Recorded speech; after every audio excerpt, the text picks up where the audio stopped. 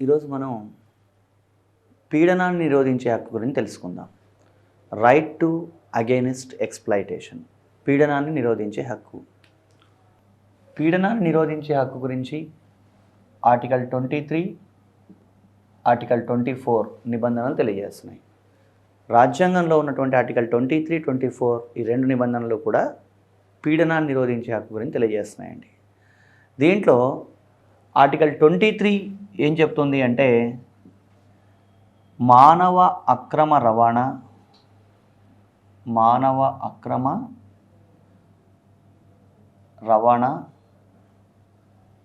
మరియు వెట్టి చాకిరీ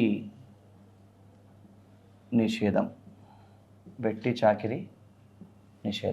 మానవ అక్రమ రవాణా మరియు వెట్టి చాకిరీ నిషేధం అని తెలియజేస్తున్న నిబంధన ఏది అంటే ఆర్టికల్ 23. ఈ మానవ అక్రమ రవాణా అంటే ఏంటి, వెట్టి చాకిరీ అంటే ఏంటో తెలుసుకుందాం. జనరల్గా రాజ్యాంగంలో ఒక్కొక్క ఆర్టికల్లో ఒక విషయం గురించి చెప్పడం జరుగుతుందండి. కానీ ఇక్కడ ఆర్టికల్ 23లో రెండు విషయాలు చెప్పడం జరిగింది. ఒకటి మానవ అక్రమ రవాణా అంటున్నాం, రెండవది వెట్టి చాకిరీ నిషేధం అంటున్నాం. మానవ అక్రమ రవాణా అంటే ఏంటి అంటే స్త్రీ పురుషుల్ని మార్కెట్లో వస్తువుల మాదిరిగా కొని అమ్మడం.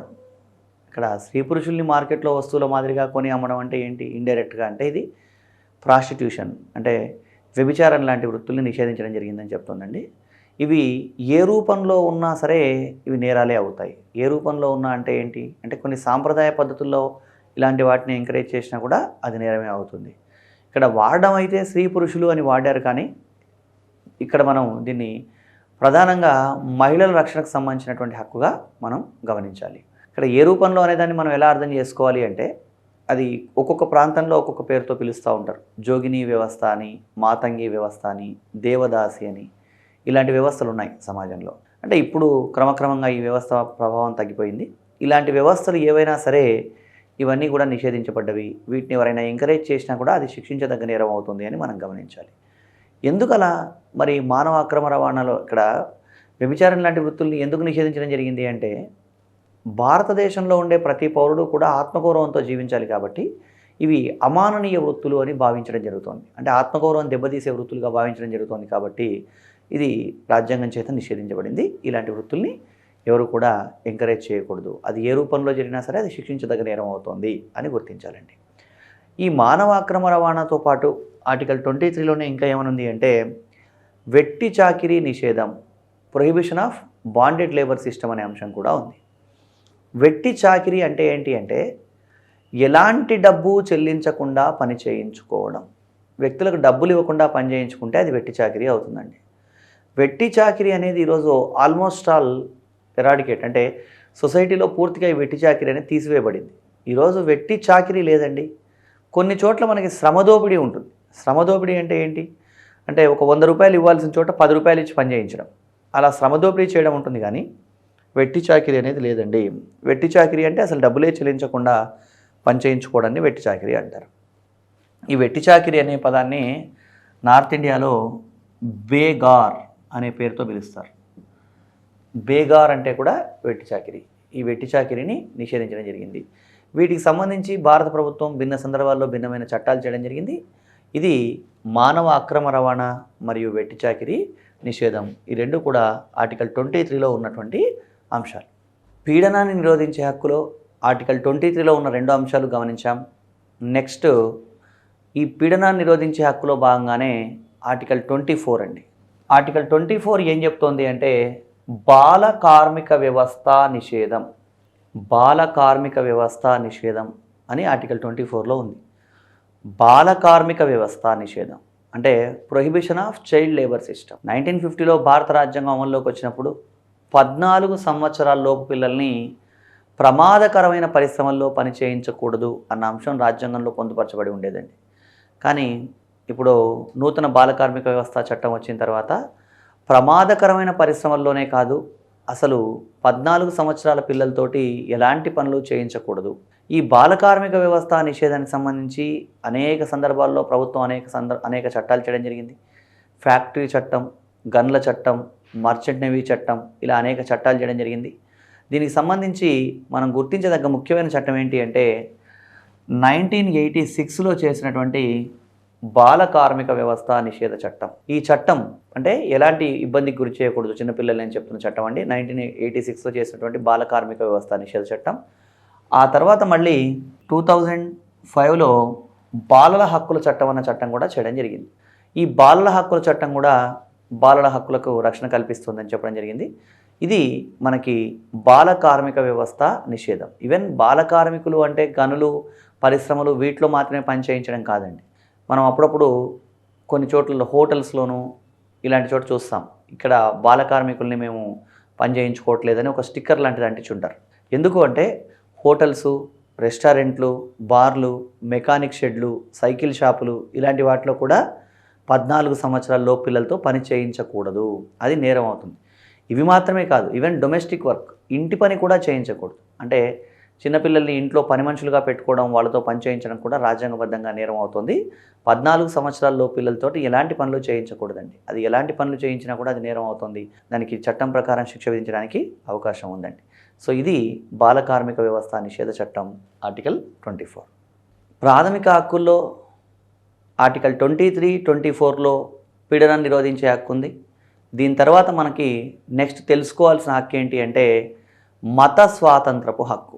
మత స్వాతంత్రపు హక్కు గురించి రాజ్యాంగంలో ఆర్టికల్ 25 నుంచి 28 వరకు ఉన్న నిబంధనలు తెలియజేస్తున్నాయి. ఆర్టికల్ 25 నుంచి 28 వరకు ఉన్న నిబంధనలు మత స్వాతంత్రపు హక్కు గురించి తెలియజేస్తున్నాయండి. ఈ మత స్వాతంత్రపు హక్కు అనేది వ్యక్తి మతానికి సంబంధించినటువంటి స్వాతంత్రాన్ని తెలియజేస్తున్నాయి. దీంట్లో అనేక నిబంధనలు అంటే 25 నుంచి 28 వరకు ఉన్న నిబంధనల్లో ఒక్కొక్క నిబంధనలో ఒక్కొక్క విషయం మనకు తెలియజేయడం జరిగింది. దీంట్లో ఆర్టికల్ 25 మత స్వేచ్ఛ. ఆర్టికల్ 25లో మత స్వేచ్ఛ ఉందండి. ఈ మత స్వేచ్ఛ అంటే ఏంటి అంటే మనందరం కూడా దేశంలో ఉండే పౌరులందరూ కూడా ఎవరికి ఇష్టమైన మతాన్ని వాళ్ళు ఆచరించవచ్చు, ఆ మత సూత్రాలు పాటించవచ్చు, ఆ మతానికి సంబంధించినటువంటి కార్యకలాపాల్లో పాల్గొనవచ్చు, ఆ మతానికి సంబంధించిన వ్యవహారాలు నిర్వహించుకోవచ్చు, ఏవైనా చేయొచ్చు. అంటే ఎవరికి ఇష్టమైన వాళ్ళు వాళ్ళ మతాన్ని అనుసరించడానికి అవకాశం ఉంది, ఎవరి ఇష్టమైన మతాన్ని వాళ్ళు కొనసాగించడానికి అవకాశం ఉందండి. ఇది మత స్వేచ్ఛ అనే అంశం.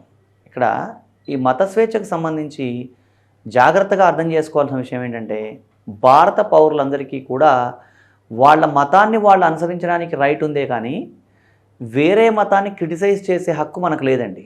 మనం మన మతాన్ని ఎలాగైనా సరే గొప్పగా చెప్పుకోవచ్చు, ఆ మతానికి సంబంధించిన సూత్రాలని కొనసాగించవచ్చు, కానీ ఇతర మతాన్ని క్రిటిసైజ్ చేయకూడదు. అది మత స్వేచ్ఛ గురించి చెప్తున్నటువంటి విషయం. అయితే ఈ మత స్వేచ్ఛలో మనం అంతర్లీనంగా అనేక అంశాలు ఉన్నాయి. మళ్ళీ దీంట్లో భాగంగానే ఇప్పుడు చూడండి, ఒక వ్యక్తి వాడికి ఇష్టమైన మతాన్ని వాడు అనుసరించడం వరకే హక్కు ఉంది తప్ప వేరే వాళ్ళను నువ్వు అలా అనుసరించు, అలా చెయ్యి అని బలవంతం చేయడానికి వీల్లేదు. అంటే దీనికి ఒక సినిమాలో ఒక ఎగ్జాంపుల్ చూపిస్తాడు. అంటే అది ఆ సినిమా రూపంలో ఉన్నప్పటికీ కూడా మనం ఎగ్జాంపుల్ ఎలా అర్థం చేసుకోవాలి అంటే ఒక సినిమాలో ఒక హాస్యనటుడు వాడికి ఇష్టమైన రోజు ఇష్టమైన పండుగ సెలబ్రేట్ చేసుకుంటూ ఉంటాడు. ఈరోజు దసరా, ఈరోజు దీపావళి అని.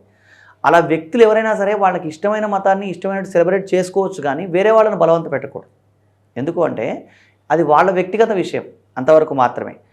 అయితే అలా చేస్తే ఏమవుతుంది అంటే వేరే వాళ్ళు కూడా ఇబ్బంది పడే అవకాశం ఉంది. కాబట్టి అలా ఒక వ్యక్తి తనకి ఇష్టమైన మతాన్ని అనుసరించడానికి కొనసాగించడానికి హక్కు ఉంది తప్ప వేరే వాళ్ళని ఇబ్బంది పెట్టకూడదు. అయితే ఈ మత స్వేచ్ఛలో భాగంగానే వ్యక్తికి అనేక రకాలుగా మతానికి సంబంధించిన అభివృద్ధి చెందడానికి అవకాశం కల్పించడం జరిగింది తప్ప ఇక్కడ ఏ రూపంలోనూ వేరే మతాన్ని క్రిటిసైజ్ చేయడానికి అవకాశం లేదండి. ఇది మత స్వేచ్ఛ, ఆర్టికల్ 25లో మత స్వేచ్ఛ. అయితే దీనికి సంబంధించి కొన్ని కేసులు కూడా ఉన్నాయి, దాన్ని కూడా మనం అర్థం చేసుకోవాలండి. దీంట్లో ఈ మత స్వేచ్ఛకు సంబంధించినటువంటి కేసుల్లో ప్రధానమైన కేసులు మనకి ఏవేవి అంటే దీంట్లో ఒక 2 కేసుల్ని మనం ప్రధానమైనటువంటి కేసులుగా మనం భావించవచ్చండి. దాంట్లో ఆనంద్ మార్గ్ కేసు అని ఒక కేసు అండి.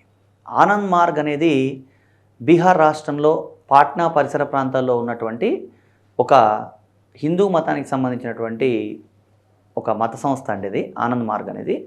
ఆ ఆనంద్ మార్గ్లో ఏం చేసేవాళ్ళు అంటే ప్రతి సంవత్సరం శివరాత్రి ఉత్సవాల్ని వాళ్ళు చాలా బ్రహ్మాండంగా సెలబ్రేట్ చేసుకునేవాళ్ళు. అంటే శివరాత్రి అంటే శైవ సాంప్రదాయం కొంచెం భీతవహంగా ఉంటుంది కాబట్టి వాళ్ళు చేతులలో త్రిశూలాలు, మానవ కపాలాలు ధరించి దిగంబరంగా నృత్యం చేస్తూ ఆ శివరాత్రి ఫెస్టివల్ని సెలబ్రేట్ చేసుకునేవాళ్ళు.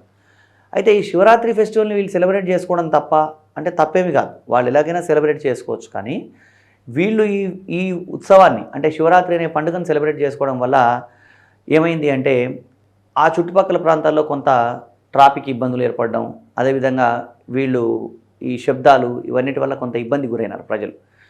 అలాంటి సందర్భంలో ఈ విషయంలో ఏమైంది అంటే ఈ శివరాత్రిని మీరు ఇలా సెలబ్రేట్ చేసుకోకూడదు అని చెప్పడం జరిగిందండి.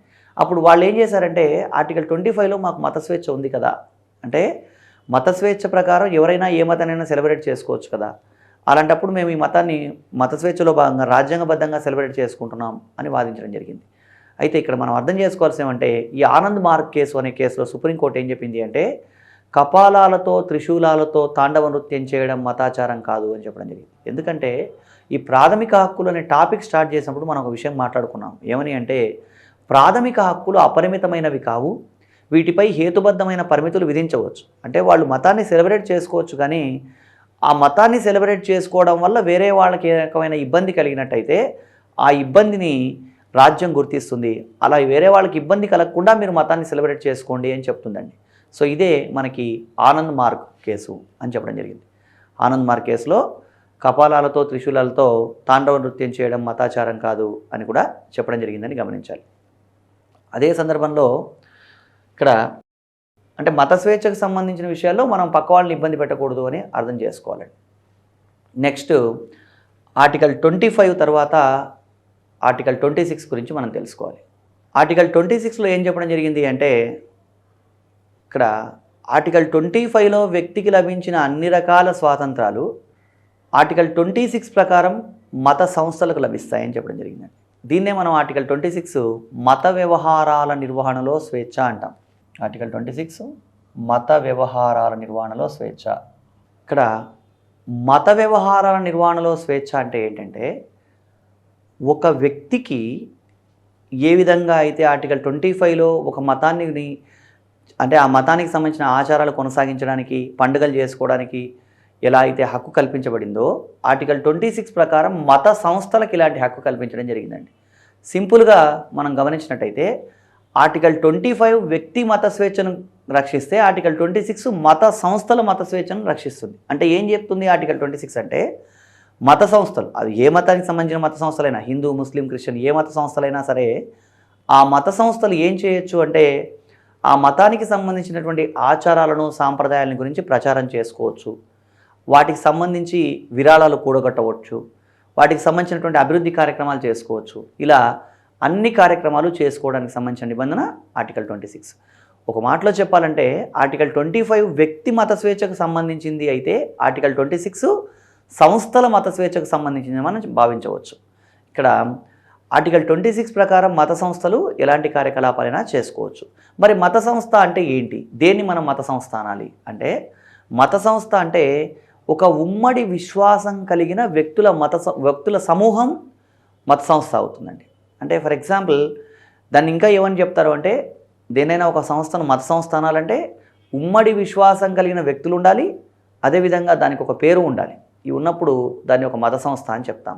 ఇక్కడ రామకృష్ణ మఠ్ అని ఒకటి ఉంది హైదరాబాద్లో. ఈ రామకృష్ణ మఠ్ అనేది ఒక మత సంస్థనా కాదా అంటే అభ్యర్థులు ఎలా అనుకోవచ్చు అంటే రామకృష్ణ మఠ్ అనేది దాంట్లో అన్ని మతాల వాళ్ళు భిన్నమైనటువంటి లాంగ్వేజెస్ నేర్చుకుంటారు.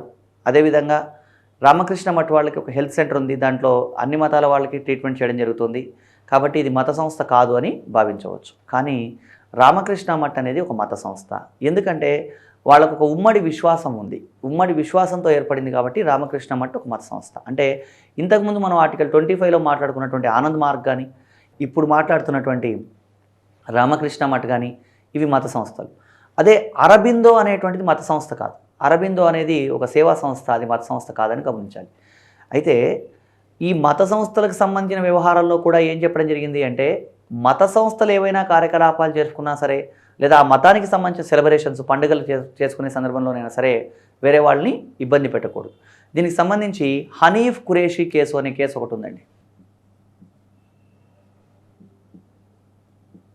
ఈ హనీఫ్ ఖురేషీ కేసులో ఏం చెప్పడం జరిగింది అంటే న్యాయస్థానం, ఇది కూడా బీహార్కి సంబంధించిన కేసే, హనీఫ్ ఖురేషీ కేసు. ఈ హనీఫ్ ఖురేషీ కేసులో బక్రీద్ ఇలాంటి మొహరం ఈ అకేషన్స్ ఏమైనా ఉన్నప్పుడు, అంటే ముస్లిం మత పండుగల సందర్భంలో గోవధ చేయడం మతాచారం కాదు.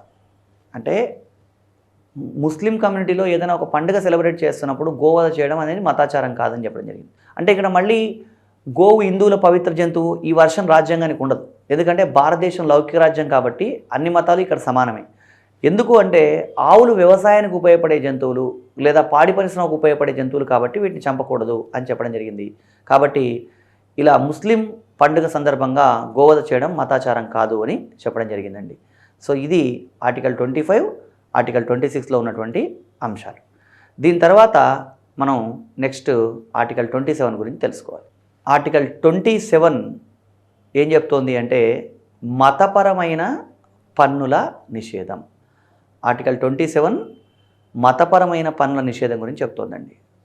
మతపరమైన పన్నుల నిషేధం అంటే ఏంటి అంటే రాజ్యం ఏదైనా ఒక ప్రత్యేక మతాన్ని అభివృద్ధి చేయడం కోసం ప్రజల నుంచి పన్ను వసూలు చేయకూడదు. అంటే ఒక మతం అభివృద్ధి కోసం పన్ను వసూలు చేయడం అనేది సమంజసం కాదు. అదేవిధంగా ఆల్రెడీ రాజ్యం వసూలు చేసిన పన్నును ఏదో ఒక మతం అభివృద్ధి కోసం కూడా ఖర్చు పెట్టకూడదు. రాజ్యం ఒక ప్రత్యేకమైన మతాన్ని అభివృద్ధి చేయడం కోసం పన్ను వసూలు చేయకూడదు. వసూలు చేసినటువంటి పన్నును రాజ్యం ఏ రకంగానూ ఒక మతం అభివృద్ధి కోసం ఖర్చు పెట్టకూడదు. మరి అలాంటప్పుడు ఒక డౌట్ వస్తుంది. ఏమని అంటే భారతదేశంలో అనేక రకాలైనటువంటి దేవాలయాలు లేదా మసీదులు లేదా చర్చిలు నిర్మాణం కోసం ప్రభుత్వం సహకరిస్తుంది కదా అని. రాజ్యాంగంలో చెప్పబడ్డ అంశం ఏంటంటే ఏదైనా ఒక మతం అభివృద్ధి కోసం రాజ్యం డబ్బులు వెచ్చించకూడదు అన్నప్పుడు ఏదో ఒక మతం అభివృద్ధి కోసం డబ్బులు వెచ్చించకూడదని అర్థం. అన్ని మతాల కోసం వెచ్చిస్తే తప్పలేదు. మళ్ళీ ఇక్కడ ఇంకో విషయం ఏంటంటే రాజ్యం మత సంబంధమైన కార్యకలాపాలు ఏ సందర్భంలో కూడా పన్ను వసూలు చేయకూడదండి. అంటే ఒక వ్యక్తి ఎవరైనా సరే దేశంలో ఉన్న పౌరుడు తన మతానికి సంబంధించిన ఒక భావనను లేదా ఒక దేనికైనా సరే అతని ఆకాంక్షను సంతృప్తిపరచుకునే ప్రయత్నం చేస్తున్నప్పుడు అతని దగ్గర డబ్బులు తీసుకోకూడదు. ఈ విషయం విన్నప్పుడు కొంచెం జాగ్రత్తగా ఆలోచిస్తే అభ్యర్థులకు ఏమని అనుమానం వస్తుందంటే ఇప్పుడు హిందూ మతంలో ఉన్న వాళ్ళకి తిరుపతి లాంటి ప్రదేశాలకు వెళ్ళినప్పుడు మనం స్పెషల్ దర్శనం, ప్రత్యేక దర్శనం అని వెళ్తే అక్కడ డబ్బులు తీసుకుంటారు కదా. అలాంటప్పుడు రాజ్యాంగంలో మనకి మతపరమైన పన్నుల నిషేధం అని ఉన్నప్పుడు ఒక వ్యక్తి దేవుణ్ణి చూడాలనుకోవడం కూడా ఒక మత విశ్వాసమే కదా. అలాంటప్పుడు దానికోసం డబ్బులు ఎందుకు తీసుకుంటున్నారు అనే ఒక అనుమానం రావచ్చు. అక్కడ జాగ్రత్తగా అర్థం చేసుకోవాల్సిన మరో విషయం ఏంటంటే అలాంటి సందర్భాల్లో తీసుకున్నది పన్ను కాదండి. రాజ్యాంగంలో ప్రతి పదం చాలా జాగ్రత్తగా వాడడం జరిగింది. దాన్ని ఏమంటున్నారు అంటే అలాంటి సందర్భంలో ఏదైతే ప్రత్యేక దర్శనం కోసం డబ్బులు తీసుకుంటున్నారో దాన్ని ఫీజ్ అన్నారు. ఫీజు అది పన్ను కాదు, ఫీజ్ అంటే దాన్ని రుసుము అని చెప్తున్నారు. ఇక్కడ ఫీజు వేరు, పన్ను వేరండి. పన్ను అంటే ఏంటి అంటే ప్రతి ఒక్కళ్ళు చెల్లించాల్సింది పన్ను. మన ఇష్టం ఉన్నా లేకపోయినా మనందరం చెల్లించాల్సింది పన్ను. ఫీజు అంటే ఏంటంటే ఒక సర్వీస్ను వాడుకున్నందుకు మనం ప్రత్యేకంగా చెల్లించాల్సింది ఫీజ్. అంటే ఇక్కడ నువ్వు సాధారణ దర్శనంలో వెళ్ళినప్పుడు నువ్వేమీ డబ్బులు చెల్లించాల్సిన అవసరం లేదు. ప్రత్యేక దర్శనంలో వెళ్ళినప్పుడు మాత్రమే డబ్బులు చెల్లిస్తున్నావు. అంటే అర్థం ఏంటి? నువ్వు ఒక ప్రత్యేకమైన సేవను వాడుకుంటున్నావు. ఒక ప్రత్యేకమైన సేవను వాడుకున్నందుకు నీ దగ్గర ఫీజు వసూలు చేస్తున్నారే తప్ప ఇది పన్ను కాదు. అంటే ప్రతి అంశాన్ని కూడా ఎంతో జాగ్రత్తగా పొందుపరచడం జరిగింది. వ్యక్తులు ఎవరైనా సరే మత విశ్వాసాలకు సంబంధించి ఏవైనా మత కార్యకలాపాలు కొనసాగించేటప్పుడు రాజ్యం వాళ్ళ నుంచి ఎలాంటి పన్నులు వసూలు చేయకూడదని గమనించాలి. ఇంకోటి ఏంటంటే ఏదైనా సందర్భాల్లో అల్లర్లు కానీ లేదా గొడవలు జరిగినప్పుడు ఏదైనా ఒక మతానికి సంబంధించిన ఆలయమో లేదా మసీదో లేదా చర్చో మరేదో ఇతర మత సంస్థ ఏదైనా ధ్వంసం అవడమో లేదా అది ఇబ్బంది పడడం జరిగినప్పుడైతే అలాంటి సందర్భంలో దాని పునరుద్ధరణ కోసం రాజ్యం డబ్బులు వెచ్చిస్తే, అంటే ప్రభుత్వం దానికోసం డబ్బులు ఖర్చు పెట్టినట్టయితే అది మళ్ళీ ఈ మతపరమైన పన్నుల నిషేధం అనే అంశం కిందికి రాదండి. అది ప్రత్యేక సందర్భంగా పరిగణించి అక్కడ డబ్బులు ఖర్చు పెట్టడానికి రాజ్యానికి అవకాశం ఉంది. ఇది మతపరమైనటువంటి పన్నుల నిషేధం మనకి ఆర్టికల్ 26లో ఇక్కడ ఆర్టికల్ 27లో చెప్పడం జరిగింది. నెక్స్ట్ మత స్వేచ్ఛలో ఆర్టికల్ 28లో మనకేం చెప్పడం జరిగింది అంటే ప్రభుత్వ విద్యాలయాల్లో మతబోధ నిషేధం. ప్రభుత్వ విద్యాలయాల్లో మతబోధ నిషేధం అని చెప్పడం జరిగిందండి. ప్రభుత్వ విద్యాలయాల్లో మతాన్ని బోధించకూడదు అని తెలియజేస్తున్న నిబంధన ఆర్టికల్ 28. అసలు ప్రభుత్వ విద్యాలయాలు అంటే ఏంటి అంటే ప్రభుత్వ విద్యాలయాలు మళ్ళీ రకరకాలండి. ఈ ప్రభుత్వ విద్యాలయాలు మనం గమనించినట్టయితే దీంట్లో మనం సాధారణ ప్రభుత్వ విద్యాలయాలు చూస్తాం. సాధారణ ప్రభుత్వ విద్యాలయాలు అంటే గవర్నమెంట్ స్కూల్స్ ఉన్నాయి కదా, primary schools, upper primary schools, ఇలాంటివి సాధారణ ప్రభుత్వ విద్యాలయాలు.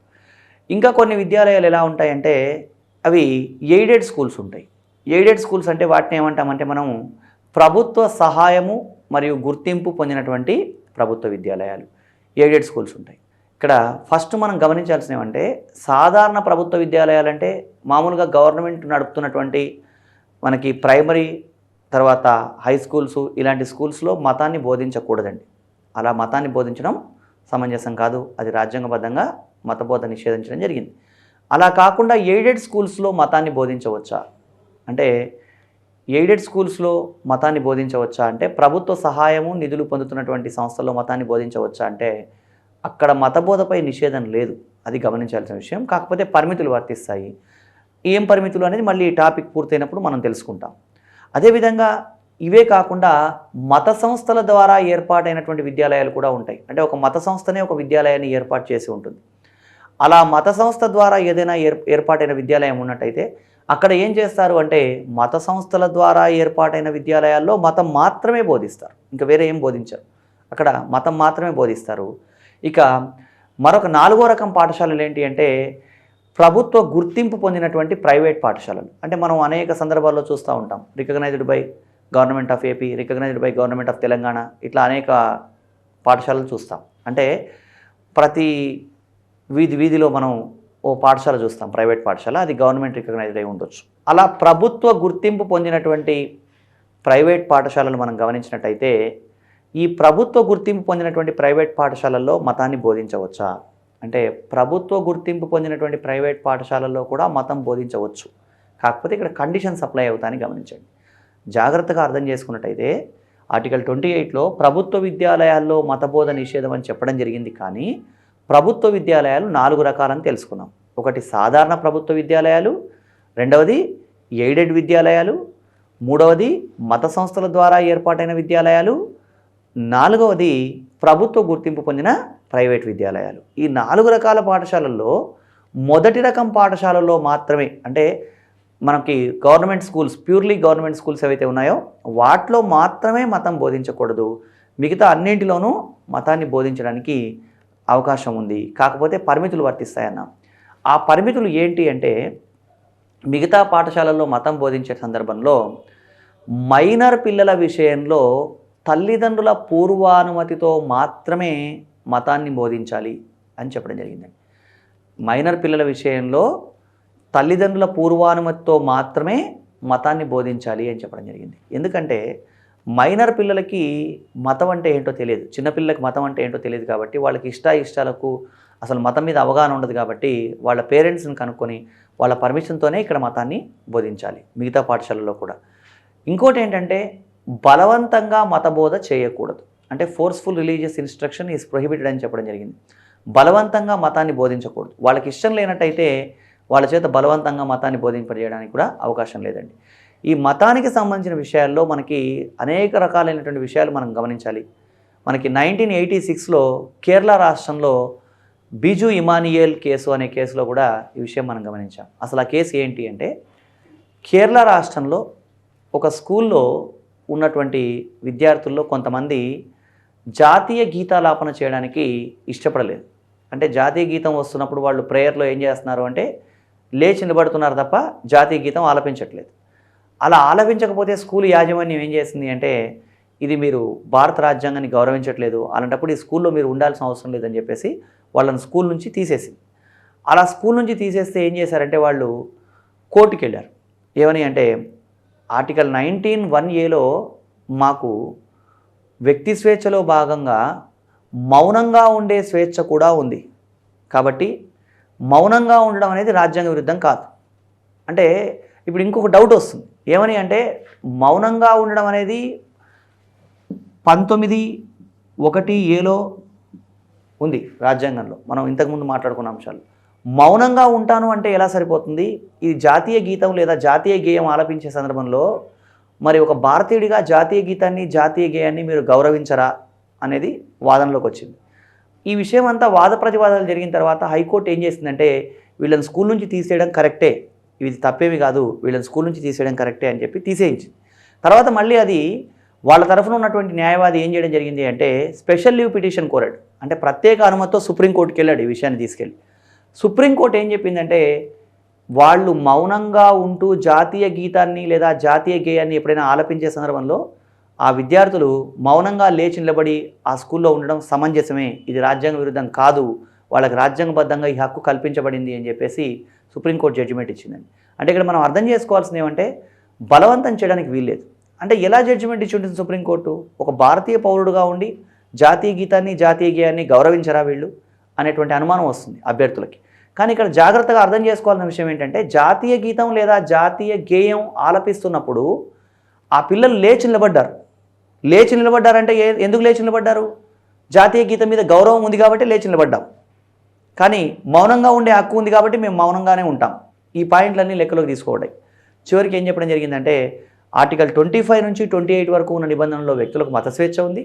ఆర్టికల్ 19(1)(a)లో మళ్ళీ మనకి మౌనంగా ఉండే హక్కు కూడా ఉంది కాబట్టి అప్పుడు రెండు కన్సిడర్ చేయబడ్డాయండి. వాళ్ళని అక్కడ స్కూల్లో కొనసాగించమని సుప్రీంకోర్టు చెప్పింది. అయితే ఇంకొక ముందరికి వెళ్తే అంటే నెక్స్ట్ టాపిక్లోకి వెళ్ళినప్పుడు మనకి నెక్స్ట్ టాపిక్లో ప్రాథమిక విధులు అని ఒకటి ఉంటుందండి. ప్రాథమిక విధులు అనేది భారత రాజ్యాంగంలో 4వ భాగంలో 51(a)లో మనకి ఫండమెంటల్ డ్యూటీస్ ఉంటాయి, ప్రాథమిక విధులు. ఆ ప్రాథమిక విధుల్లో ఒక ప్రాథమిక విధి ఏంటి అంటే జాతీయ గీతాన్ని అంటే జాతీయ గీతాన్ని జాతీయ గేయాన్ని గౌరవించాల్సినటువంటి అవసరం ఉంది. అంటే జాతీయ గీతాన్ని గౌరవించాలి అని చెప్పడం జరిగిందండి, ఒక ప్రాథమిక విధి. అలాంటప్పుడు వీళ్ళ తరఫున ఉన్నటువంటి న్యాయవాదులు కూడా ఏమని వాదించుంటారు ఆ సందర్భంలో అంటే మరి జాతీయ గీతాన్ని గౌరవించాలి కదా, వ్యక్తులన్న వాళ్ళు జాతీయ గీతాన్ని గౌరవించాలి కదా. అంటే జాతీయ గీతాన్ని గౌరవిస్తున్నారు కాబట్టే వాళ్ళు లేచి నిలబడ్డారు. అంటే ఇక్కడ మనం అర్థం చేసుకోవాల్సి ఏమంటే రాజ్యాంగంలో ఉన్నటువంటి 3 అంశాలకి మత స్వేచ్ఛతో సంబంధం ఉందండి. అంటే ఆర్టికల్ 19(1)(a), 25 నుంచి 28 వరకు ఉన్నటువంటి మత స్వాతంత్ర హక్కు, అదేవిధంగా 51(a)లో ఉన్నటువంటి ప్రాథమిక విధులు, ఇవన్నీ పరిగణలోకి తీసుకోవాలి. ఈ సందర్భంలో బిజు ఇమానియల్ కేసులో ఏం చెప్పడం జరిగిందంటే అంటే ఒక జాతీయ గీతం లేదా జాతీయ గేయం ఆలపిస్తున్న సందర్భంలో వ్యక్తి మౌనంగా ఉండడం కూడా సమంజసమే అని చెప్పడం జరిగింది. అంటే ప్రభుత్వ విద్యాలయాల్లో మతాన్ని బోధించకూడదు. అయితే ఇంకా వాస్తవం ఏంటంటే ఈ ప్రభుత్వ విద్యాలయాల్లో పాఠ్య ప్రణాళిక కానీ మత బోధానికి సంబంధించి ఏమన్నా ఇన్ఫ్లుయెన్స్ అవుతాయి అనుకున్నప్పుడు ప్రభుత్వం కూడా జాగ్రత్తలు తీసుకోవాల్సిన అవసరం ఉందండి. చుక్కా రామయ్య గారు ఒక సందర్భంలో ఏం చెప్పారంటే ఒక స్కూల్ పుస్తకంలో ఒక లెక్కల పుస్తకంలో ఒక లెక్క ఉందట. ఏమని అంటే ముస్లింల ఆదాయం కన్నా హిందువుల ఆదాయం 2 రెట్లు ఎక్కువ. అలాంటప్పుడు ముస్లింల ఆదాయం ఇంత అయితే హిందువుల ఆదాయం ఎంత అని లెక్క ఇవ్వడం జరిగింది. ఈ లెక్క ఇవ్వడం అనేది లెక్క ఫ్రేమ్ చేసినప్పుడు ఆ మాస్టర్ ఏమనుకొని ఉంటాడంటే పిల్లోడికి లెక్క అర్థం కావడం కోసం వీడి ఆదాయం 10 రూపాయలు అవుతే ఒక ముస్లిం ఆదాయం హిందువుల ఆదాయం 20 రూపాయలు అవుతుందేమో, ఇలా వీడి ఆదాయం 100 అవుతే వాడి ఆదాయం ఎంత అవుతుంది అది అభ్యర్థికి లెక్క చేయడం కోసం అలాంటి లెక్క ఫ్రేమ్ చేశాడు. కానీ విద్యా నిపుణులు ఏమంటారంటే అసలు ఇలాంటి ఫ్రేమింగే చేయకూడదు. ఎందుకంటే ఆ చిన్న పిల్లోడి మనసులో ఇక్కడ ఒక వర్గం కన్నా సమాజంలో ఉండే ఒక మతం కన్నా ఇంకో మతం వాళ్ళు ఎక్కువ అన్న భావన ఏమన్నా స్థిరపడుతుందేమో అనేటువంటి భావనను వ్యక్తం చేయడం జరిగింది. అందుకే పాఠ్య ప్రణాళికలో ఆయన ఏం సూచించారు రామయ్య గారు అంటే హిందువుల ఆదాయం కన్నా ముస్లింల ఆదాయం ఎక్కువ అన్న లెక్కను గ్రామీణ ప్రాంత వాళ్ళ ఆదాయం కన్నా పట్టణ ప్రాంతాల వాళ్ళ ఆదాయం 2 రెట్లు ఎక్కువ అని చెప్పినట్టయితే పట్టణ ప్రాంతాల్లో ఉపాధి అవకాశాలు ఎక్కువ ఉంటాయి అన్న భావనకు ఒక విద్యార్థి వెళ్తాడు. కాబట్టి ఇలాంటి చిన్న చిన్న విషయాల్లో కూడా జాగ్రత్తలు తీసుకోవాలని చెప్పడం జరిగింది. సో కాబట్టి ఆర్టికల్ 28లో మనకి ప్రభుత్వ విద్యాలయాల్లో మతబోధ నిషేధం అని ఉన్నప్పటికీ మనకి ప్రభుత్వ విద్యాలయాల్లో పూర్తిగా ప్రభుత్వం నిర్వహిస్తున్న విద్యాలయాల్లో మాత్రమే మతబోధ చేయకూడదని, మిగతా విద్యాలయాల్లో వాళ్ళకి కొన్ని పరిమితుల దృష్ట్యా మతబోధ చేయొచ్చని మనం అర్థం చేసుకోవాలి. ఇంకా ఎలా చెప్పొచ్చు దీన్ని అంటే ఇప్పుడు ఏదైనా ఒక మతానికి సంబంధించిన వ్యక్తి అంటే ఒక హిందువు ఒక పాఠశాల ఏర్పాటు చేసుకున్నాడు అని అనుకుంటే అతను ప్రభుత్వం గుర్తింపు పొందాడు అనుకోండి. ఆ పాఠశాల అతను నిర్వహిస్తున్నప్పుడు అతని కొన్ని మతాచారాలు సాంప్రదాయాలు మతానికి సంబంధించిన విశ్వాసాలు నమ్మకాలు ఉన్నట్టయితే అతను ఆ పాఠశాల నడుపుకుంటున్న సందర్భంలో ఏవైనా హిందూ మతానికి సంబంధించిన స్తోత్రాలు కానీ లేకపోతే ఇంకేవైనా సరే ఆ మతానికి సంబంధించిన విషయాలు కానీ ప్రేయర్లోనో మరొక సందర్భంలో ఆయన వాటిని కొనసాగించడం అతని వ్యక్తిగత ఇష్టం కావచ్చు. అలాంటి సందర్భంలో అలా కొనసాగించకూడదు అని ఎవరు అతన్ని రిస్ట్రిక్ట్ చేయడానికి వీల్లేదు. కానీ ఆ స్కూల్లో చదువుకుంటున్నటువంటి ముస్లింలో, క్రిస్టియన్లో మరొక మతానికి చెందిన వాళ్ళు ఎవరైనా ఉన్నట్టయితే వాళ్ళు ఆ క్లాసులకు కానీ లేదా ఆ ప్రేయర్కి కానీ మేము అటెండ్ అవ్వము అంటే వాళ్ళను బలవంతంగా మీరు అటెండ్ అవ్వండి అని చెప్పే హక్కు మాత్రం మనకు లేదండి. రాజ్యాంగబద్ధంగా ఎవరికి ఇష్టమైనట్టు వాళ్ళు బతకొచ్చు. ఇంకోటి ఏంటంటే ఇక్కడ భారతదేశంలో వ్యక్తికి వారికి నచ్చకపోతే వాళ్ళ మతాన్ని మార్చుకునే హక్కు కూడా ఈరోజు ఉంది పౌరులందరికీ కూడా. అంటే ఫర్ ఎగ్జాంపుల్ ఏఆర్ రెహమాన్ అనేటువంటి మ్యూజిక్ డైరెక్టర్ బేసికల్గా దిలీప్ కుమార్ అనే ఒక హిందూ. ఆయనకి ఇస్లాం సాంప్రదాయంలో ఉన్నటువంటి విశ్వాసాలు నచ్చడం జరిగింది కాబట్టి అతను ఆ మతాన్ని తీసుకున్నాడు. మనందరం కూడా బై బర్త్ మనం ఏ మతం వాళ్ళమైనా సరే ఏ మతం అన్నా తీసుకోవడానికి హక్కు ఉంది. కానీ మతాన్ని మార్పించే సందర్భంలో ఒక వ్యక్తి మీరు పలానా మతాన్ని తీసుకుంటే మీకు ఉద్యోగం లభిస్తుందనో లేదా మరేదో ఆర్థిక ప్రయోజనాలు చేకూరుతాయనో ఇలా బలవంతం చేసి లేదా మభ్యపెట్టి మతాన్ని మార్చడానికి వీల్లేదండి. అంటే మనకి ట్యాన్షీ లాస్ కేసు అనే కేసులో ఏం చెప్పడం జరిగిందంటే మభ్యపెట్టడం కూడా మత మార్పిడి కిందకే వస్తుంది అని చెప్పడం జరిగింది. మత మార్పిడి నిరోధకు సంబంధించి అనేక రకాల చట్టాలు కూడా ఉన్నాయండి. ఎవరిని మభ్యపెట్టి మత మార్పిడి చేయడానికి వీల్లేదు. ఇది మనకి ఆర్టికల్ 28లో ఉన్నటువంటి ప్రభుత్వ విద్యాలయాల్లో మతబోధ నిషేధం మొత్తం ఆర్టికల్ 25 నుంచి 28 వరకు ఉన్నటువంటి మత స్వేచ్ఛ. నెక్స్ట్ ప్రాథమిక హక్కుల్లో నెక్స్ట్ హక్కు సాంస్కృతిక విద్యా విషయపు హక్కు అండి.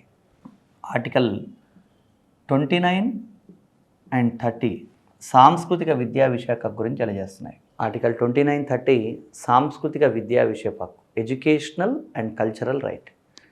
ఈ సాంస్కృతిక విద్యా విషయపు హక్కులో ఇది స్పెసిఫిక్గా ఈ రెండు నిబంధనలు ఆర్టికల్ 29, 30 సాంస్కృతిక విద్యా విషయపు హక్కు అనే అంశం ఎవరికి సంబంధించింది అంటే మైనారిటీ వర్గాలకు సంబంధించింది. అంటే మైనారిటీ వర్గాల రక్షణకు సంబంధించింది అని మనం అర్థం చేసుకోవాలి.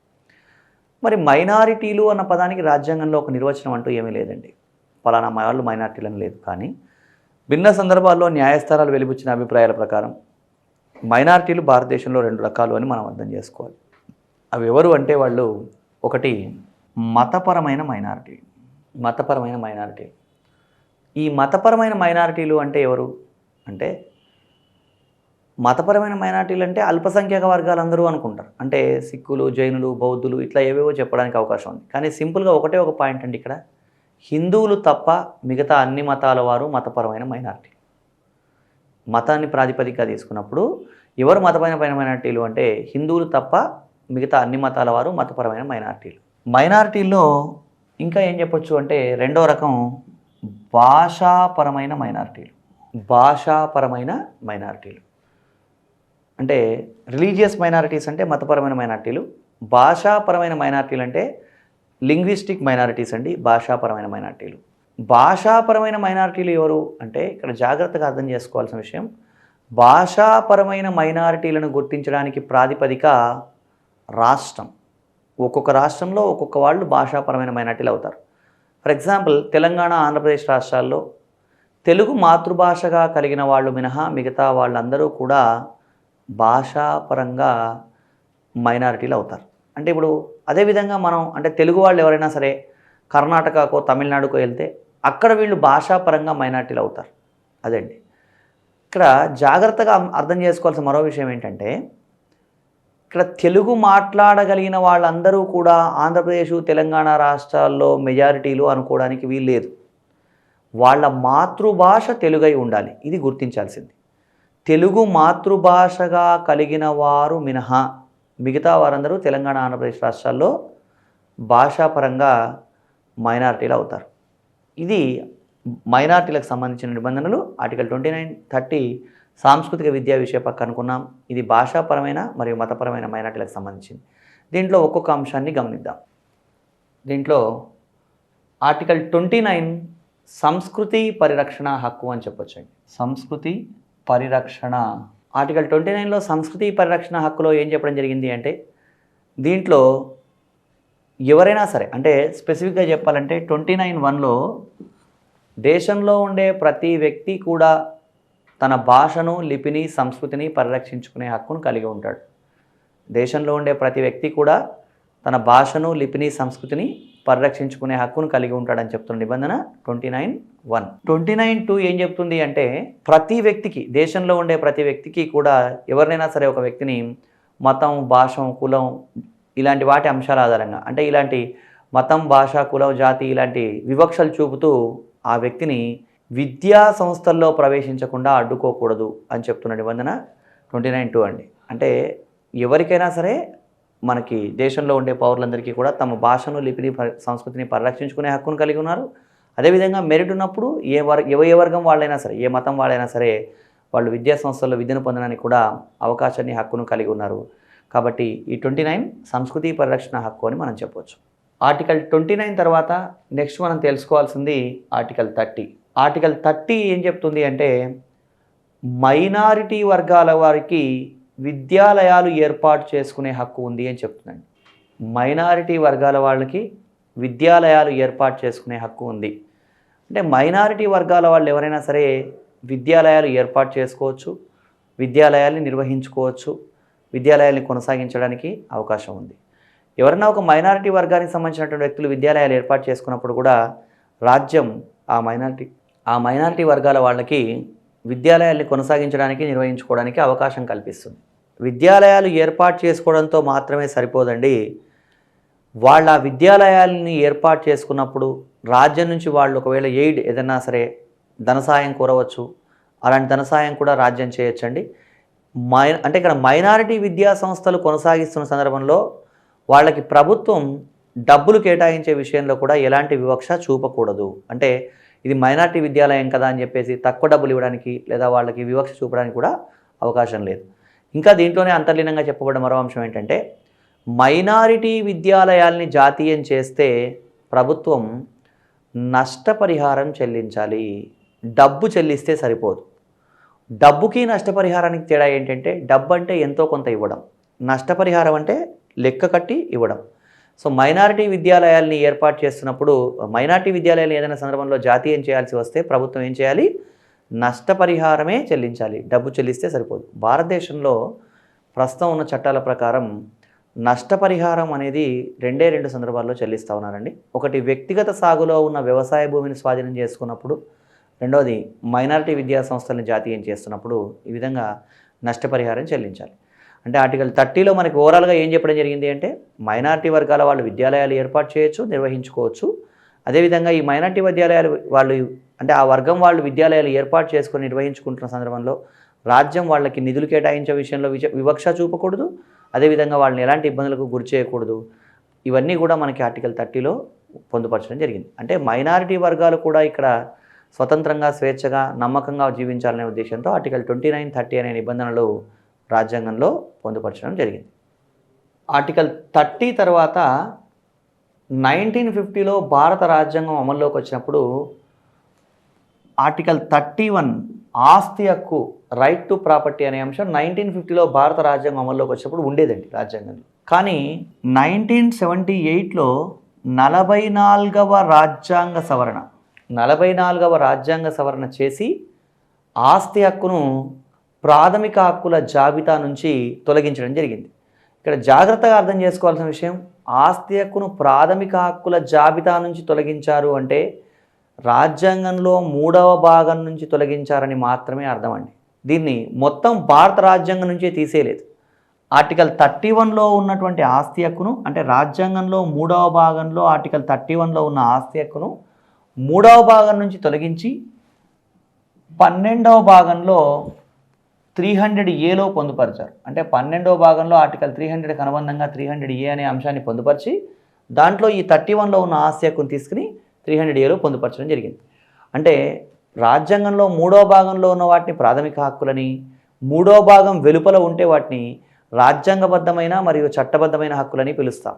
సో ప్రస్తుతం అంటే 1978లో రాజ్యాంగ సవరణ ద్వారా ఆస్తి హక్కును ప్రాథమిక హక్కుల జాబితాను తొలగించడం జరిగింది. కాబట్టి ప్రస్తుతం ఆస్తి హక్కు అనేది ఎలాంటి హక్కు అంటే చట్టబద్ధమైన లేదా రాజ్యాంగబద్ధమైన హక్కు మాత్రమే తప్ప ఇది ప్రాథమిక హక్కు కాదు అని గమనించాలండి.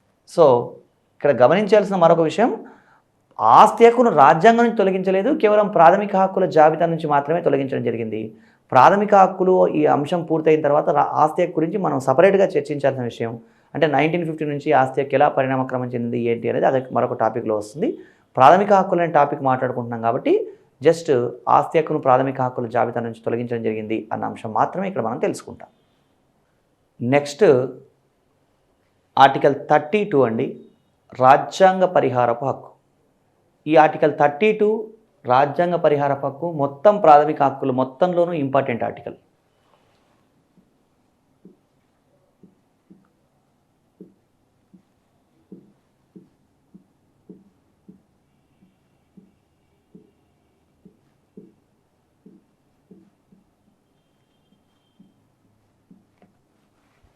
రాజ్యాంగ పరిహారపు హక్కు అనేది భారత రాజ్యాంగానికి హృదయం లేదా ఆత్మ వంటిది అని చెప్తాడు అంబేద్కర్.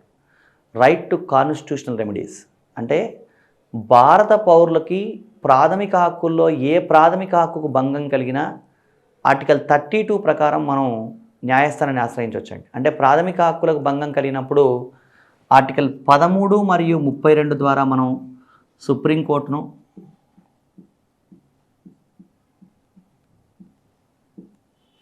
ఆర్టికల్ 13(226) ద్వారా హైకోర్టును ఆశ్రయించవచ్చు.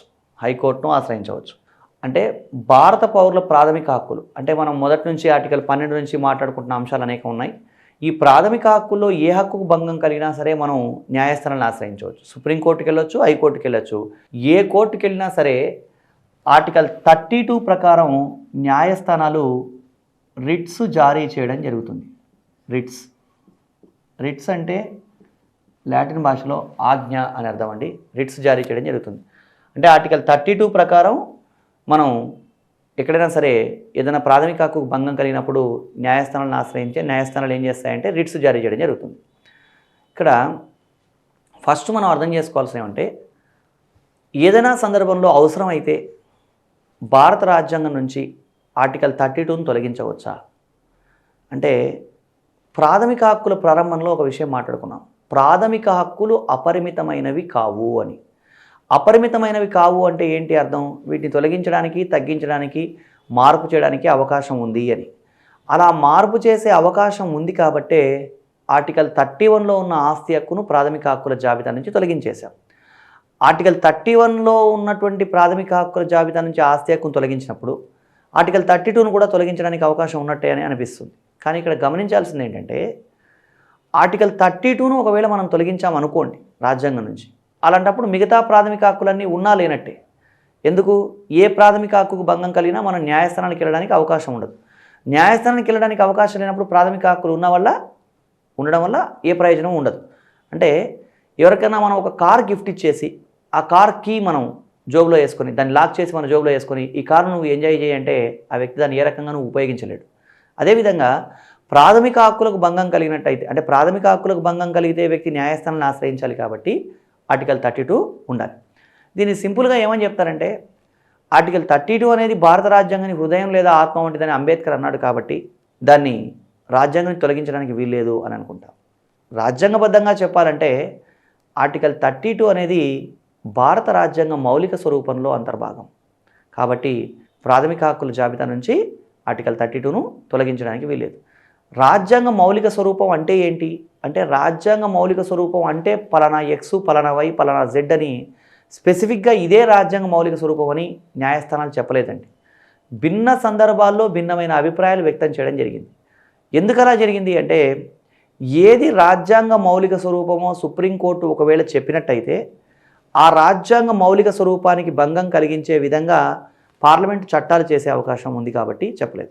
ఇది కొంచెం జాగ్రత్తగా అర్థం చేసుకోవాల్సిన విషయం. రాజ్యాంగ మౌలిక స్వరూపం అంటే ఏంటి అనేది మరి మనం దీన్ని బేస్ చేసుకొని అసలు రాజ్యాంగ మౌలిక స్వరూపం అంటే ఏంటి అంటే మనం దాన్ని ఎలా అర్థం చేసుకోవాలి అంటే ఏ లక్ష్యాల కోసం ఏ ఆశయాల కోసం అయితే రాజ్యాంగం రాసుకున్నామో ఆ లక్ష్యాలు ఆశయాలకి భంగం కలిగించే ప్రతి చర్య రాజ్యాంగ మౌలిక స్వరూపానికి వ్యతిరేకమే. అంటే ఏది రాజ్యాంగ మౌలిక స్వరూపమో చెప్పరు కానీ రాజ్యాంగ లక్ష్యాలు ఆశయాలకు భంగం కలిగించేటువంటి చర్యలన్నీ రాజ్యాంగ మౌలిక స్వరూపానికి వ్యతిరేకమని చెప్పడం జరుగుతుంది. దీన్ని ఇంకా సింపుల్గా అర్థం చేసుకోవాలంటే మన మామూలు భాషలో అర్థం చేసుకోవాలంటే ఒక 3-4 సంవత్సరాలు ఒక పిల్లోడు బాగా అల్లరి చేస్తూ ఉన్నాడు అనుకోండి. అల్లరి చేస్తూ ఉన్నప్పుడు వాళ్ళ మదర్ అక్కడ ఉండి నువ్వు అల్లరి చేయొద్దు అనగానే పక్కనున్న ఒక వస్తువు తీసి భూమి మీద కొట్టాడు అనుకోండి. అలా కొట్టడం వల్ల వాళ్ళ అమ్మ ఒక విషయం అర్థం చేసుకుంటుంది. ఏమని అంటే నేను అల్లరి చేయొద్దు అని చెప్తే ఈ పిల్లోడు అల్లరి అనే దానికి ఏది నిర్వచనం అనేది అర్థం చేసుకోలేదు కాబట్టి ఈ వస్తువుని కింద పడేశాడు. ఇది అల్లరిలో భాగం కాదని అతను భావించాడు అని భావించి ఏం చేయొచ్చు అంటే అల్లరి అంటే ఏంటి అని ఒక పేపర్ మీద మీ కింద వస్తువులు పడగొట్టొద్దు, ఎవరిని ఏమనొద్దు, ఇలాంటివన్నీ ఒక 100 అంశాలు రాసి ఆ పిల్లోడికి ఇచ్చింది. ఆ పిల్లోడు అవన్నీ చదువుకొని ఏం చేశాడంటే మొత్తం చదువుకొని వెళ్ళి పక్కనున్న ప్లగ్లో వెళ్ళి ఏలు పెట్టాడు అనుకోండి. అంటే అప్పుడు ఏమని అర్థం? ప్లగ్లో ఏలు పెట్టకూడదు అనే విషయం ఆ పేపర్లో రాయలేదు కాబట్టి వాడు దాన్ని అల్లరిలో భాగంగా పరిగణించలేదు. అంటే అల్లరి ఏదైనా ఒక చిన్న తప్పు చేసినప్పుడు ఈ పని చేయొద్దు అనే అవకాశం ఉంటే వాడు ఏ తప్పు చేసినా ఆ తప్పని తల్లి గమనిస్తే ఈ తప్పు ఇది చేయొద్దని చెప్తుంది. కానీ తప్పు అంటే ఏవేవి తప్పులో ముందే ఒక జాబితా ఇస్తే ఆ జాబితాలో కాకుండా మరో తప్పు చేసే అవకాశం ఉంటుంది కదా. అలాగే ఏంటంటే సుప్రీంకోర్టు కూడా ఏది రాజ్యాంగ మౌలిక స్వరూపం అనేది చెప్పదండి ఒకేసారి. ఆ సందర్భం వచ్చినప్పుడు ఇది రాజ్యాంగ మౌలిక స్వరూపం, ఇది రాజ్యాంగ మౌలిక స్వరూపం అని చెప్తుంది తప్ప రాజ్యాంగ మౌలిక స్వరూపం అంటే ఏంటి అని ఒక డెఫినేషన్ ఇవ్వదు.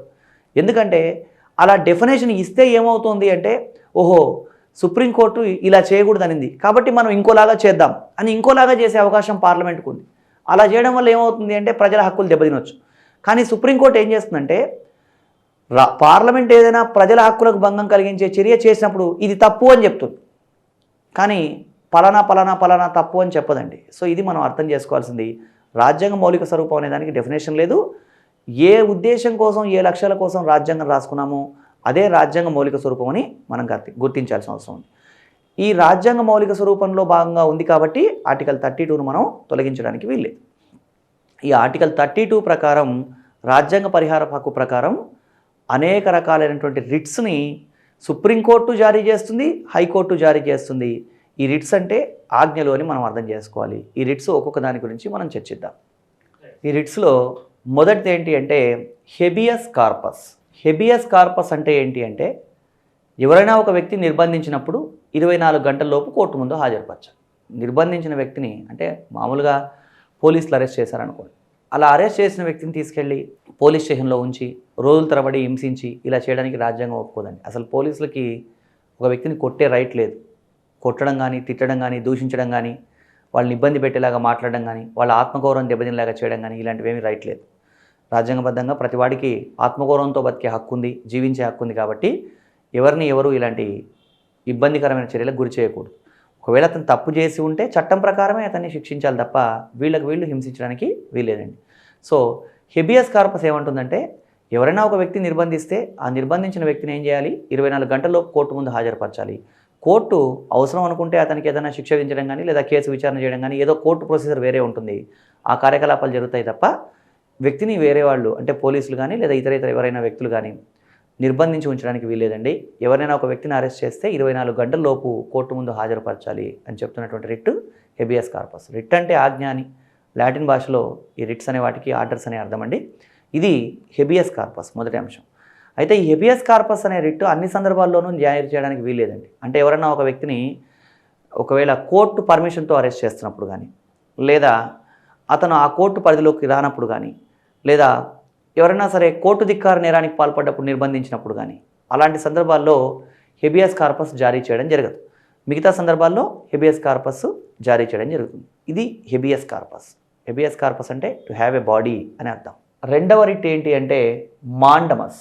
మాండమస్ అంటే ఏంటంటే ఇక్కడ ఒక ప్రభుత్వ ఉద్యోగి తాను నిర్వర్తించవలసిన విధులను నిర్వర్తించకపోతే న్యాయస్థానాలు ఆ వ్యక్తిని ఆ విధిని నిర్వర్తించమని ఆజ్ఞాపిస్తాయి.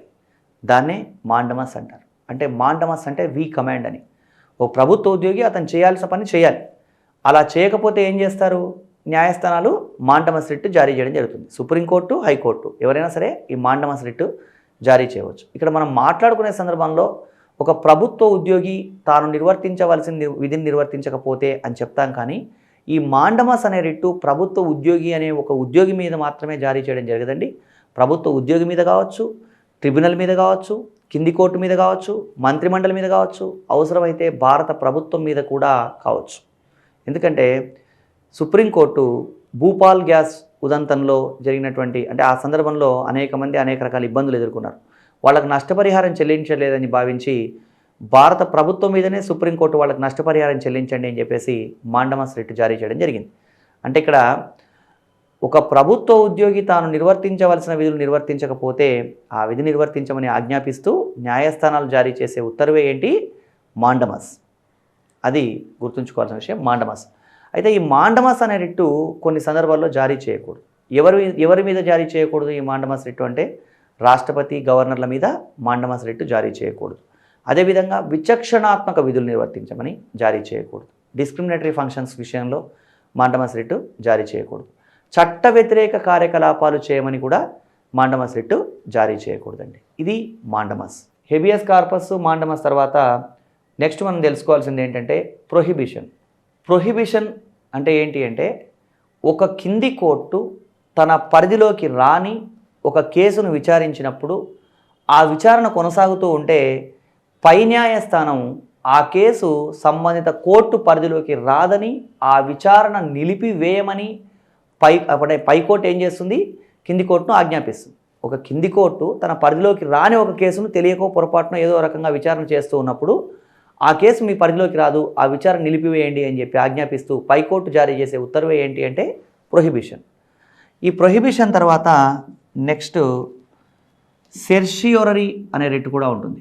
ఈ సెర్షియోరరీ అనే రిట్ ఏం చెప్తుంది అంటే ఒక కింది కోర్టు తన పరిధిలోకి రాని కేసును విచారించి తీర్పు కూడా ఇచ్చేసిన తర్వాత తెలియక పొరపాటున అప్పుడు పైకోర్టు గుర్తించినట్టయితే ఆ కేసు సంబంధిత కోర్టు పరిధిలోకి రాదని ఆ తీర్పును సస్పెండ్ చేస్తూ ఉత్తర్వు జారీ చేస్తుంది. ప్రొహిబిషన్కి సెర్షియోరరీకి చాలా చిన్న డిఫరెన్స్ ఉందండి. ప్రొహిబిషన్ ఏమో విచారణలో ఉన్నప్పుడు జారీ చేస్తారు, సెర్షియోరరీ ఆల్రెడీ జడ్జిమెంట్ ఇచ్చిన తర్వాత జారీ చేస్తారు. అప్పుడు ఏం చేస్తారు అంటే కింది కోర్టు ఇచ్చినటువంటి జడ్జిమెంట్ని అది ఆ కోర్టు పరిధిలోకి రాదు కాబట్టి ఆ జడ్జిమెంట్ నిలిపివేసి ఆ కేసును సంబంధిత కోర్టు కన్నా తరలిస్తారు, లేదా పైకోర్టే స్వయంగానన్నా తీసుకొని విచారించి జడ్జిమెంట్ ఇవ్వడం జరుగుతుంది. ఇది certiorari. Habeas corpus, mandamus, ప్రొహిబిషను, certiorari తర్వాత నెక్స్ట్ మనం తెలుసుకోవాల్సినటువంటి 5వ రిట్ ఏంటి అంటే కో వారెంటో. కో వారెంటో అంటే అట్ వాట్ అథారిటీ, ఏ అధికారంతో అనే అర్థం అండి. ఒక అర్హత లేని వ్యక్తి ఒక ప్రభుత్వ ఉద్యోగాన్ని చేపట్టినప్పుడు ఏ అర్హతతో నువ్వు ఆ ఉద్యోగాన్ని చేపట్టావు అని ప్రశ్నిస్తూ న్యాయస్థానాలు జారీ చేసే ఉత్తర్వే కో వారెంటో. ఎవరినైనా సరే ఒక అర్హత లేని వ్యక్తి ఒక ఉద్యోగం చేపడితే ఏ అర్హతతో నువ్వు ఆ ఉద్యోగాన్ని చేపట్టావని న్యాయస్థానాలు ప్రశ్నించవచ్చు. అదే కో వారెంటో అని చెప్పొచ్చు. ఇక్కడ ప్రభుత్వ ఉద్యోగం అని కాదండి, ప్రభుత్వ ఉద్యోగం కావచ్చు, ఒక పదవి కావచ్చు, ఏదైనా సరే ఏ విషయంలోనైనా సరే కో వారెంటో జారీ చేయవచ్చు. ఈ 5 రకాల రిట్లను సుప్రీంకోర్టు, హైకోర్టు రెండూ జారీ చేస్తాయి. అయితే ఈ రిట్స్ జారీ చేసే అధికారం అన్ని హైకోర్టులకి, సుప్రీంకోర్టు కూడా ఉంది. భారత రాజ్యాంగం అమల్లోకి రాకపూర్వం సుప్రీంకోర్టుతో పాటు కలకత్తా, బొంబాయి, మద్రాస్ హైకోర్టులకు మాత్రమే రిట్స్ జారీ చేసే అధికారం ఉండేది. వాటిని ప్రెసిడెన్సీ కోర్ట్స్ అని అనేవాడు. ఈ 5 రిట్ల తర్వాత అంటే ఈ 5 రిట్లేమో రాజ్యాంగంలో ఉన్నాయి. దీని తర్వాత మళ్ళీ మనకి ఇంజంక్షన్ అనే రిట్ కూడా ఒకటి ఉందండి. ఈ ఇంజంక్షన్ అనే రిట్ రాజ్యాంగంలో లేదండి. ఇది హైకోర్టు మాత్రమే జారీ చేసే రిట్. ఇంజంక్షన్ అనేది ఒక పని చేయమని కానీ లేదా చేయవద్దని కానీ ఆజ్ఞాపిస్తూ ఇచ్చే ఉత్తర్వే ఇంజంక్షన్. ఇక్కడ గుర్తుంచుకోవాల్సిన విషయం ఏంటంటే సుప్రీంకోర్టు 5 రకాల రిట్లు జారీ చేస్తుంది, హైకోర్టు కూడా ఈ 5 రకాల రిట్లు జారీ చేస్తుంది. కానీ అదనంగా రాజ్యాంగంలో లేకపోయినా ఇంజంక్షన్ అనే రిట్ జారీ చేస్తుంది. ఏదైనా ఒక పని చేయండి లేదా నిలిపివేయండి అని జారీ చేస్తూ ఇచ్చే ఉత్తర్వే ఇంజంక్షన్ అని గమనించాలి. ఇక్కడ సుప్రీంకోర్టు ఏమో ప్రాథమిక హక్కులకు భంగం కలిగితే మాత్రమే రిట్స్ జారీ చేస్తుంది. హైకోర్టు ప్రాథమిక హక్కులతో పాటు ఇతర హక్కులకు భంగం కలిగినా కూడా రిట్స్ జారీ చేస్తుంది. ప్రాథమిక హక్కులు అంటే భారత రాజ్యాంగంలో 3వ భాగంలో ఆర్టికల్ 12 నుంచి 35 వరకు ఉన్న నిబంధనల గురించేమో సుప్రీంకోర్టు రిట్ జారీ చేయడం జరుగుతుంది. హైకోర్టు ఈ 3వ భాగము ప్లస్ భారత రాజ్యాంగంలో ఉన్నటువంటి ఇతర భాగాలకు సంబంధించి ఏమన్నా ఇబ్బంది కలిగినా కూడా రిట్స్ జారీ చేయడం జరుగుతుందండి. ఇది రాజ్యాంగ పరిహారపు హక్కు. ఇక్కడ సుప్రీంకోర్టు ఏమో ప్రాథమిక హక్కులకు భంగం కలిగితే మాత్రమే రిట్స్ జారీ చేస్తుంది. హైకోర్టు ప్రాథమిక హక్కులతో పాటు ఇతర హక్కులకు భంగం కలిగినా కూడా రిట్స్ జారీ చేస్తుంది. ప్రాథమిక హక్కులు అంటే భారత రాజ్యాంగంలో 3వ భాగంలో ఆర్టికల్ 12 నుంచి 35 వరకు ఉన్న నిబంధనల గురించేమో సుప్రీంకోర్టు రిట్ జారీ చేయడం జరుగుతుంది. హైకోర్టు ఈ 3వ భాగము ప్లస్ భారత రాజ్యాంగంలో ఉన్నటువంటి ఇతర భాగాలకు సంబంధించి ఏమన్నా ఇబ్బంది కలిగినా కూడా రిట్స్ జారీ చేయడం జరుగుతుందండి. ఇది రాజ్యాంగ పరిహారపు హక్కు. ఇక్కడ గమనించాల్సింది ఏమంటే ప్రాథమిక హక్కులు భారత రాజ్యాంగంలో 3వ భాగంలో ఆర్టికల్ 12 నుంచి 35 వరకు అని అనుకున్నాం. కానీ ప్రాథమిక హక్కుల్లో మొదటి ప్రాథమిక హక్కు స్టార్ట్ చేసింది ఆర్టికల్ 14తో స్టార్ట్ చేసాం.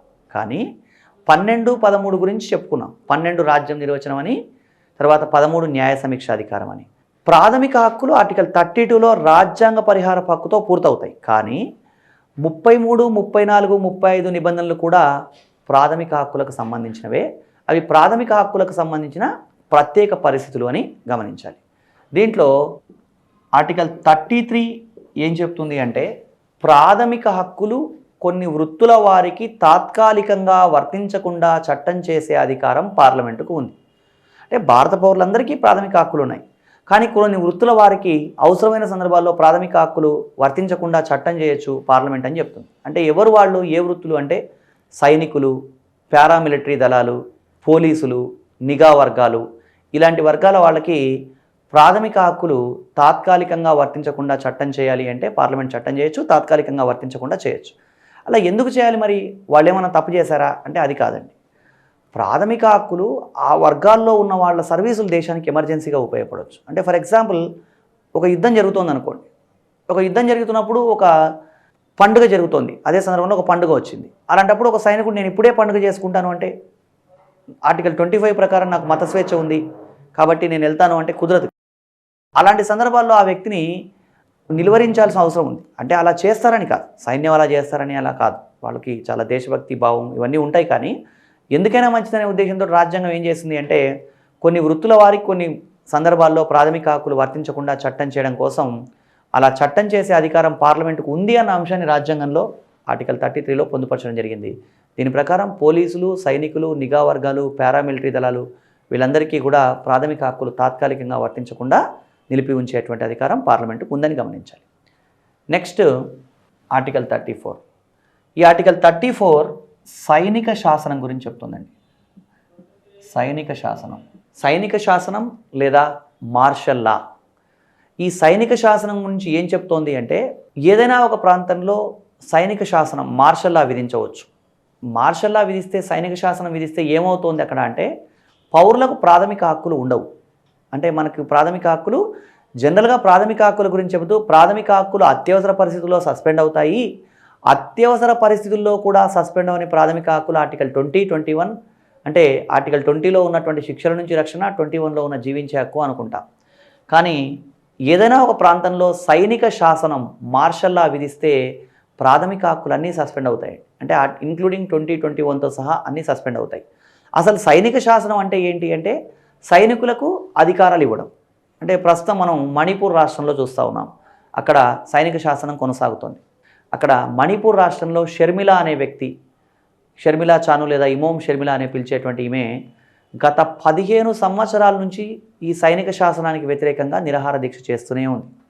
అంటే ఈ సైనిక శాసనం సమంజసం కాదని చెప్తుంది. అంటే ఈ సైనిక శాసనం అంటే సైనిక శాసనం అని కాదండి, అక్కడ సైనిక దళాలకు ఇవ్వబడ్డ ప్రత్యేక అధికారాలకు వ్యతిరేకంగా ఆమె నిరాహార దీక్ష చేస్తుంది. అన్ని సంవత్సరాల నుంచి ఎలా నిరాహార దీక్ష చేస్తారు అంటే ఆమె నిరాహార దీక్ష చేస్తూ ఉంది. శరీరంలో ఎనర్జీ అంతా అయిపోయిన తర్వాత ఆమె పెయింట్ అయిపోవడం, వాళ్ళు ఎమ్మడే హాస్పిటల్ తీసుకెళ్ళడం, మళ్ళీ ఫ్లూయిడ్స్ ఇవ్వడం, మళ్ళీ కోలుకున్నాక మళ్ళీ నిరాహార దీక్ష శిబిరానికి రావడం, ఇలా కొనసాగుతూనే ఉంది. ప్రపంచంలో అతి ఎక్కువ సార్లు అరెస్ట్ అయిన మహిళగా షర్మిలా చాను రికార్డు సృష్టించడం జరిగింది. ఈమెను ఐరన్ లేడీ ఆఫ్ మణిపూర్ అని కూడా పిలుస్తూ ఉన్నారు. ఎందుకు ఇలా అంటే సైనికులకు అపరిమితమైన అధికారాలు ఎందుకు ఇవ్వాలి అసలు అంటే వాళ్ళు ఎవరన్నా కాల్చి చంపేశారనుకోండి, అయినా వాళ్ళని ఎవరు ప్రశ్నించకుండా ఉండే అవకాశం ఎందుకు ఇవ్వాలి అని అంటే సంఘ విద్రోహ శక్తులు దేశంలో ఎంటర్ అవుతుంటే, యాంటీ సోషల్ ఎలిమెంట్స్ ఎవరైనా సరే దేశంలో ఎంటర్ అవుతుంటే వాళ్ళు నిదానంగా విచారించే అవకాశం ఉండదు. కాబట్టి అవసరమైతే సైన్యానికి పవర్ఫుల్ అధికారాలు ఉండాలనే ఉద్దేశంతో ఆర్టికల్ 34ను పొందుపరిచాం. కానీ దురదృష్టం ఏంటంటే మణిపూర్ రాష్ట్రంలో సైనికులు మహిళల మీద లైంగిక వేధింపులకు, లైంగిక అత్యాచారాలకు పాల్పడి వాళ్ళని చంపేశారు. అలా జరగడం వల్ల ఒక పత్రికలో పనిచేస్తున్నటువంటి షర్మిల అనే వ్యక్తి సైనిక దళాలకు ఉన్న ప్రత్యేక అధికారాలను ఉపసంహరించాలని ఇక్కడ నిరాహార దీక్ష చేయడం జరుగుతుంది. ఇక్కడ ఆర్టికల్ 34లో ఏం చెప్పడం జరిగిందంటే సైనిక శాసనం అమల్లో ఉన్న ప్రాంతాల్లో ప్రాథమిక హక్కులు వర్తించకుండా చట్టం చేసే అధికారం పార్లమెంటుకు ఉంది. ఇది ఆర్టికల్ 34. దీని తర్వాత నెక్స్ట్ మనం తెలుసుకోవాల్సిన నిబంధన ఆర్టికల్ 35. ఇదేంటి అంటే ఆర్టికల్ 35 ఏం చెప్తుంది అంటే ప్రాథమిక హక్కులు సాధారణంగా వాటంతటకవే అమలవుతాయి. ఏదైనా ఒక ప్రాథమిక హక్కు అలా అమలు కానట్టయితే ఆ ప్రాథమిక హక్కును అమలు చేయడం కోసం చట్టం చేసే అధికారం పార్లమెంటుకు ఉంది అని చెప్తున్న నిబంధన ఆర్టికల్ 35. సాధారణంగా ప్రాథమిక హక్కులు వాటంతటకవే అమలవుతూ ఉంటాయి. ఏదైనా ఒక ప్రాథమిక హక్కు అలా అమలు కాకపోతే దాన్ని అమలు చేయడం కోసం చట్టం చేసే అధికారం ఎవరికి ఉంది? పార్లమెంటుకు ఉంది. అంటే ఫర్ ఎగ్జాంపుల్ అంటరానితనం నిషేధం అనే అంశం ఉంది ఆర్టికల్ 17లో. అది అంటరానితనం నిషేధం ఉంది కదా అని అంటరానితనం అంతా దేశంలో అంటరానితనం లేకుండా ఉండలేదు మొదట్లో. దాన్ని అమలు చేయడం కోసం మళ్ళీ మనకి 1955లో 1976లో 1989లో చట్టాలు చేయడం జరిగింది. అట్లా జనరల్గా ప్రాథమిక హక్కులు వాటంతటికి అవి అమలు అవుతాయి. ఏదైనా ఒక ప్రాథమిక హక్కు అలా అమలు కాకపోతే దాన్ని అమలు చేయడం కోసం పార్లమెంట్ ఏం చేయొచ్చు అంటే చట్టం చేయొచ్చు అని మనకి ఆర్టికల్ 35లో చెప్పడం జరిగింది. ఇది ఓవరాల్గా ప్రాథమిక హక్కులండి. ఈ ప్రాథమిక హక్కులు అనే టాపిక్లో గ్రూప్ 2 లాంటి ఎగ్జామినేషన్లో దాదాపుగా 12 మార్కులు రావడానికి అవకాశం ఉంది. మొత్తం ఇండియన్ కాన్స్టిట్యూషన్లో ఎక్కువ వెయిటేజ్ ఉన్న టాపిక్ ఇది. ఇది అభ్యర్థులు గమనించాలి.